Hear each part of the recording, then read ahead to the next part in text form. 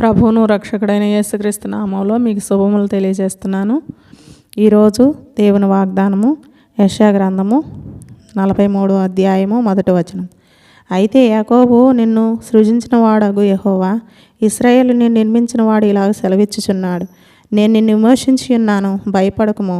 పేరు పెట్టి నిన్ను పిలిచి ఉన్నాను, నీవు నా సొత్తు. భయపడకు, పేరు పెట్టి నిన్ను పిలిచి ఉన్నాను అంటున్నాడు. మరి సమస్యల్లో ఉన్నా, వేదనలో ఉన్నా, మనం ఏ విషయంలో ఉన్నా మనము భయపడనవసరం లేదు. దేవునికి అప్పగించు. నీ భారం యెహోవా మీద మోపు. ఆయనే నిన్ను ఆదుకునేది, ఆదరించేది. మనుషుల వైపు చూడకు. భక్తుడు అంటున్నాడుగా, కొండల తట్టు నా కన్నులెత్తుచున్నాను, నాకు సహాయం ఎక్కడ నుండి వచ్చినంటే యెహోవా వలనే నాకు సహాయం కలుగును అంటున్నాడు. ఆయనే నీ రాకపోకల యందు ఆయనే కాపాడేది, ఆయనే దీవించేది, ఆయనే ఆశీర్వదించేది. నీ బిడ్డను దీవించాలన్నా, నీ బిడ్డను ఆశీర్వదించాలన్నా, నీ బిడ్డకి రక్షణ భాగ్యం కలగాలన్నా, నీ కుటుంబం దీవించబడాలన్నా, నీ వ్యాధి బాధల్లో అనారోగ్యాల్లో తోడుగా ఉండాలన్నా దేవుడు తప్పక నీతో ఉండి నడిపిస్తాడు, నిన్ను ఆదరిస్తాడు. నన్ను గణపరిచిన వారిని నేను గణపరుస్తానంటున్నాడు. శ్రమలో తోడయ్యండి అతను విడిపించి గొప్ప చేస్తానంటున్నాడు. పేరు పెట్టి నేను పిలిచాను, భయపడొద్దు అంటున్నాడు. అలాగూ దేవుడు పక్షాన మనం ఉన్నాము.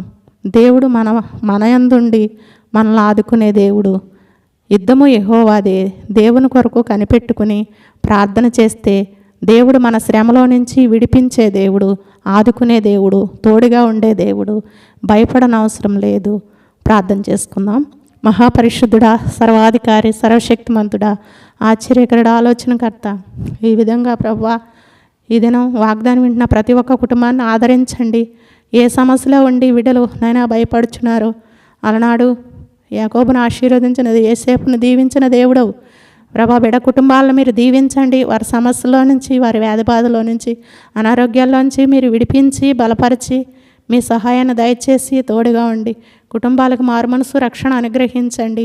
మీరే ప్రతి ఒక్క అవసరతను మీరు తీర్చండి. మీ సహాయాన్ని దయచేయండి, ఆదరించండి, ఆదుకోండి. అన్ని విషయాల్లో మీరే సహాయం అనుగ్రహించి మీరే మహిమా ఘనత ప్రభావం పొందమని యేసు నామములో అడుగుచున్నాం తండ్రి. ఆమెన్.